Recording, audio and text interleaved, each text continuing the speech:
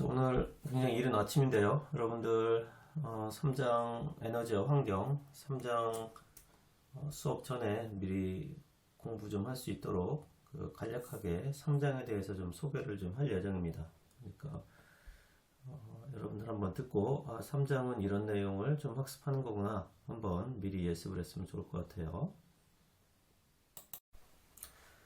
에너지와 환경 제3장 한번 살펴봅시다. 3장은 크게 보면은 유체에 관해서 설명을 좀 하고 있어요. 왜냐하면 그 신재생 에너지 부분에 들어갈 때 그 유체에 관한 여러 가지 역학적인 원리들이 많이 사용되게 돼 있는데, 뭐 수력 에너지라든가 아니면은 파력 에너지 아니면 조력 에너지, 그리고 이러한 이 물을 직접 활용하는 것 이외에도 이 터빈이라고 하는 전기를 생산해내는 터빈도 또한 중요한 유체기계 중에 하나죠. 그래서 에너지를 이해하는 데 있어 가지고 유체를 이해하지 못한다는 것은 어떻게 보면은 그 알맹이를 잘 알 수 없는 그런 상황이 돼요. 그래서 우리 책 3장은 유체에 대해서 설명을 좀 하고 있으니까 쭉 한번 살펴보도록 합시다.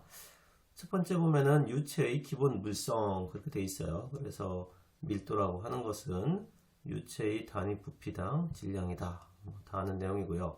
압력은 유체에서 단위 면적당 작용하는 힘이다. 벽면에 작용하는 힘이죠. 보통 그리고 점성이라고 하는 것은 유체에서 이웃한 요소들의 상대적인 움직임으로부터 발생하는 내부 저항에 기인하며 단위 면적당 힘이다. 이렇게 설명은 되어 있는데요.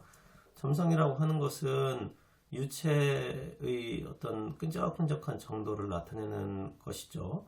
그래서 유체라고 하는 것은 shear force에 견뎌내는 힘이 없기 때문에 이 수직으로 작용하는 힘이 아닌 이 면과 평행하게 작용하는 힘에 있어 가지고 저항을 못하게 되는데, 이 면에 수평하게 작용하는 힘들이 서로 유체를 이렇게 끌어주는 역할을 하게 되는데, 그와 같은 그 상대적인 움직임, shear force에 못 견디기 때문에 상대적인 움직임이 발생하고, 그것 때문에 움직이지 않으려고 하는 내부 저항에 기인하는 힘이다. 그렇게 생각하면 될 것 같아요. 3.2절은 유선과 유관 이렇게 되어 있는데요. 유선이라고 하는 것은 유체 내의 모든 지점에서 유동 방향에 평행하도록 한 세트다. 이렇게 되어 있죠. 유선, 그리고 유관, 유선에 의해 이루어진 경계 이렇게 되어 있는데, 우리 책에 있는 그림을 하나 살펴보면 그 유관이 좀 나와 있죠. 그래서 스트림 튜브라고 되어 있는데요. 다양한 유선들, 이게 어떤 가상의 공간이죠. 그래서 유체가 흘러가는 가상의 공간을 이렇게 튜브 형태로 만들었는데요. 유관이다. 그렇게 얘기를 할 수가 있겠죠. 그 다음에 3.3절은 질량 보존 법칙이 설명되어 있는데요. 질량 보존 법칙은 여기서 보는 바와 같이 밀도하고 속도하고 에어리어가 일정하다. 여러분들 잘 알아뒀으면 좋겠고요. 자, 3.4절 이상유체의 에너지 보존을 한번 살펴보도록 하겠습니다. 이상유체의 에너지 보존은 이상기체와 같은 의미로 이상유체라는 말이 있는데요. 이와 같이 베르누이 방정식을 만족하는 그러한 유체를 우리가 이상유체라고 해요. 점성에 효과가 없는 그런 유체를 보통 이상유체라고 하죠. 그래서 압력 에너지, 러분의 P 더하기, 그 다음에 위치 에너지, 그리고 2분의 1 U제곱이라고 하는 속도 에너지의 합은 일정하다. 이렇게 생각하면 될 것 같습니다. 그 다음에 압력에 대한 개념이 나오는데요. 압력은 동합하고 정합으로 구분할 수 있고요. 이 두 개의 합을 전합이라고 표현을 해요. 다시 표현하면 P0는 정합이 되는 거고요. 순서가 좀 바뀌었는데요. 2분의 러 U제곱은 동합이라고 하고, 이 두 개를 합쳐가지고 전합이라고 한다. 우리 책에 그림이 잘 돼 있어서 이 그림을 가지고 조금 설명을 하면은요. 지금 이렇게 압력계를 이렇게 설치를 했는데요. 이와 같은 형태로 압력계를 설치하면 처음에 U는 U고요. P는 P제로인 유체가 있는데 여기서 보는 바와 같이 P제로는 정합이 되고 U는 동합이 되겠죠. 그런데 압력계 이렇게 설치하게 되면 B 지역에서 이 동합은 제로가 되기 때문에 얘가 가지고 있는 에너지는 모두 이 전압으로 이제 바뀌게 되죠. 그래서 압력계를 이렇게 설치를 해서 내가 측정한 압력은 이와 같은 전압을 의미하게 되고요. 여전히 이와 같은 경우에는 이 유체가 이 B 지역에서 유체가 흘러가고 있기 때문에 동압은 그대로 유지가 되고 이 정압도 정압을 표시만 하게 되죠. 그래서 이렇게 측정된 압력은 정압이 되는 거죠. 그래서 이 B 압력 게이지에서 A의 압력 게이지에서 B의 압력 게이지를 뺀 양만큼이 이제 우리가 보통 얘기하는 뭐 동압 그렇게 되겠죠.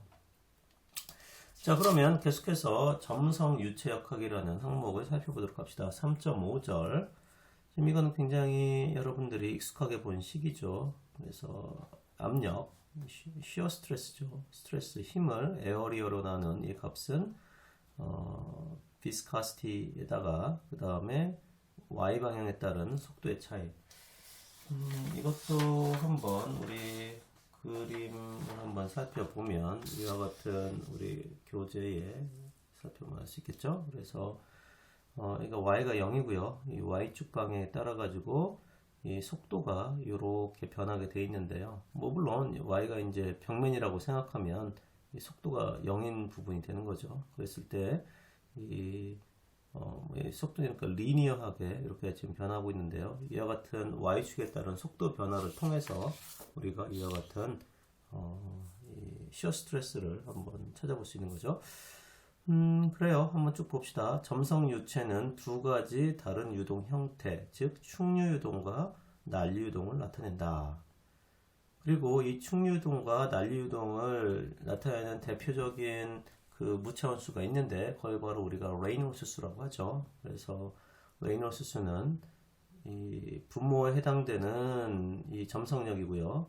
그 다음에 분자에 해당되는 관성력의 항으로 나타내져 있고요.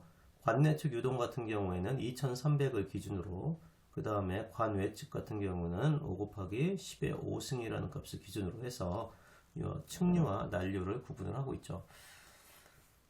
그래요. 그리고 점성 경계층이라고 하는 게 있는데요. 점성력이 중요한 표면 근처에서의 경계층이다. 이렇게 얘기를 하고 있어요. 그래서 이 그림을 보면 난류도 표현하고 측류도 표현하고 있는데요. 이와 같이 측류, 그 다음에 이와 같은 난류, 유동이 굉장히 그 일정한 패턴을 갖추지 않고 이 유체 덩어리들이 이렇게 복잡한 형태로 흘러가고 있는 모습을 볼 수 있고요. 그 다음에 이 점성 경계층이라고 하는 것은 이와 같은 물체 주변 아주 가까이에서 점성이 상당히 중요한 유체 흐름에 영향을 주는 점성의 효과가 매우 큰 그런 지역을 우리가 점성 경계층이다 그렇게 말할 수가 있어요. 자, 그리고 와동이라고 하는 게 나오는데요. 와동은 유체의 회전 성분이고요. 점성 경계층에서 만들어진다.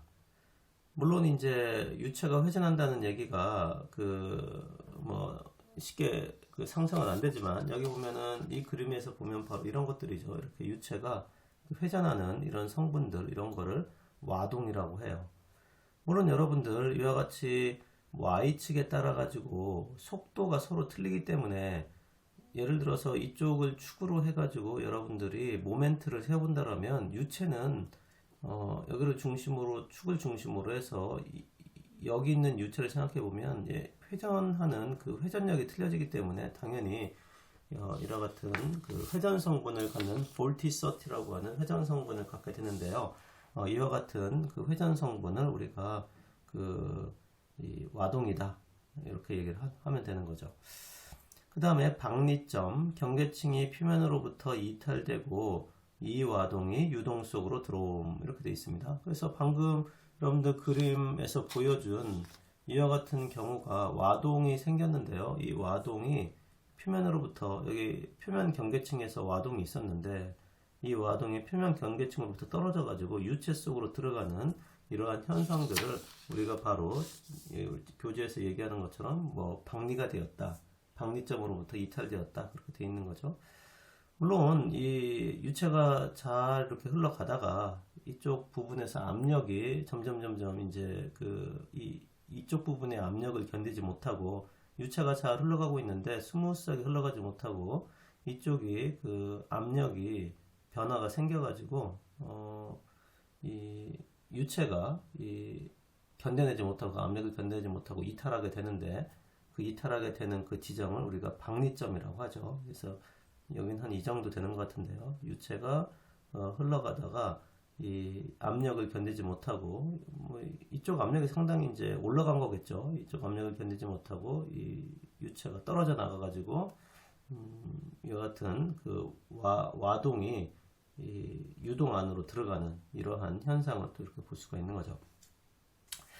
그 다음에 우리가 이제 터빈 블레이드를 설계한다라든가 이제 풍력 터빈, 우리가 풍력 터빈을 배울 텐데요. 그럴 때 이제 항력하고 양력이라는 말이 굉장히 많이 나와요. 그래서 항력이라고 하는 것은 유동 방향에 작용하는 순 힘이고 양력이라고 하는 것은 유동 방향에 수직으로 작용하는 힘이에요.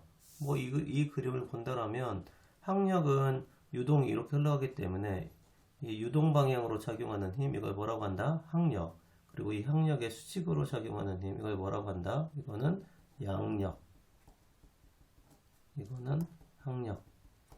그리고 양력과 항력을 나타내는 방법이 있는데요. 이 식에서 보는 바와 같이 양력이라고 하는 lift force는 2분의 1, 그 다음에 이게 CL이라는 게 양력계수예요. coefficient of lift, 그 다음에 밀도, 그 다음에 속도의 제곱에 면적을 곱한 이걸 우리가 양력이라고 하고요. 항력이라고 하는 것은 항력계수에다가 그 다음에 같은 밀도, 속도, 에어리어 2분의 1 곱해준 게 바로 그 항력이고요. CD는 항력계수라고 얘기를 한다. 이렇게 여러분들이 알아뒀으면 좋겠어요. 물론 우리 보통 에어포일 같은 경우에 이 양력과 항력이 굉장히 중요한 그 영향을 주게 되는데요. 이 그림에서 보는 바와 같이 비행기 에어포일 같은 경우는 이렇게 굉장히 항력이 이 리프트 포스가 크죠. 이 양력에다가 항력에다가 5배를 곱한 항력계수죠. 항력계수에다가 5배를 곱한 값이라고 해도 이거 리프트 포스 양력에는 상당히 못 미치는 것을 볼 수 있고요. 이와 같은 경우가 이제 비행기 에어포일에서 이 알파를 지금 설명하고 있는데요. 이 알파라고 하는 것은 뭐냐면 바람이 들어오는 각도, 그 다음에 이 에어포일의 이 앞단과 끝단을 연결한 라인, 이 앞단, 이 꼭지점이죠. 에어포일의 꼭지점과 그 다음에 꼬리 부분을 연결한 직선하고 그 다음에 바람이 불어오는 각도가 이루는 그 값을 angle of attack이라고 하고 이걸 알파라고 해요. 그래서 여러분들 뭐 계속해서 나오는 얘기니까 이 알파에 대해서도 한번 확인을 해봤으면 좋겠어요.